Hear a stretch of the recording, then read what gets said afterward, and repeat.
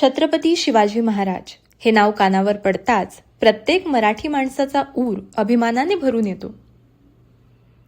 मुठभर मावळ्यांच्या मदतीने स्वराज्याची मुहूर्तमेढ रोवणाऱ्या महाराजांची गौरवगाथा वर्णावी तेवढी थोडीच. जगाच्या इतिहासात महाराजांचे नाव मोठ्या अभिमानाने घेतले जाते. महाराष्ट्राच्या आणि भारताच्या वेगवेगळ्या भागात असलेले किल्ले याच पराक्रमाची साक्ष देतात. म्हणूनच मराठा साम्राज्याचे सामर्थ्य दर्शवणाऱ्या 12 किल्ल्यांची निवड भारतातर्फे 2024-25 मध्ये युनेस्कोच्या जागतिक वारसा यादीत समाविष्ट करण्यासाठी करण्यात आली होती. आणि आता या किल्ल्यांचा वारसा यादीत समावेश झाल्याची घोषणा देखील झाली आहे. यामध्ये छत्रपती शिवाजी महाराजांच्या स्वराज्याची राजधानी असलेल्या रायगडचा समावेश आहे. याशिवाय साल्लेर किल्ला, शिवनेरी, लोहगड, खांदेरी, राजगड, प्रतापगड, सुवर्णदुर्ग, पन्हाळा, विजयदुर्ग, सिंधुदुर्ग आणि तमिळनाडूतील जिंजीचा किल्ला यांचा समावेश आहे. मुख्यमंत्री देवेंद्र फडणवीस यांनी एक्स या प्लॅटफॉर्मवर युनेस्कोच्या निर्णयाबद्दल आनंद व्यक्त केला आहे.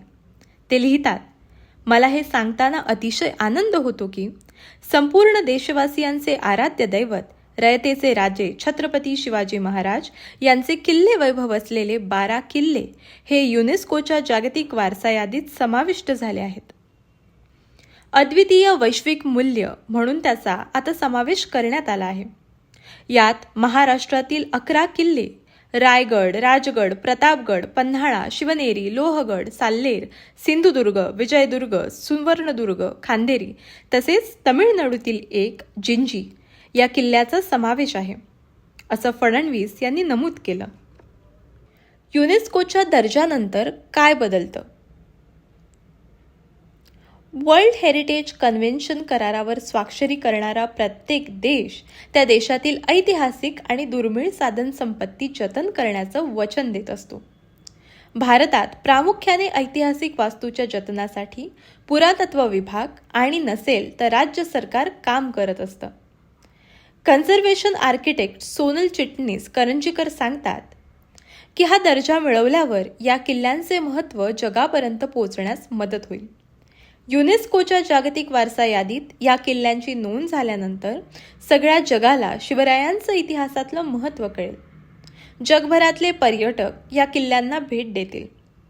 आणखी एक महत्त्वाची गोष्ट होऊ शकेल ती म्हणजे युनेस्को शास्त्रशुद्ध पद्धतीनं संवर्धनासाठी मदत करू शकेल. ज्या पद्धतीनं युरोपातले किल्ले जतन केले आहेत त्याच शिस्तीने आपले किल्ले जतन करता येईल. तज्ज्ञांच्या मार्गदर्शनाखाली उत्खनन केलं तर इतिहासातले नवे थर सापडू शकतील. अशाच नवनवीन आणि महत्त्वपूर्ण माहितीसाठी फॉलो करा आपल्या मराठी वारसा या चॅनलला. धन्यवाद. जय महाराष्ट्र.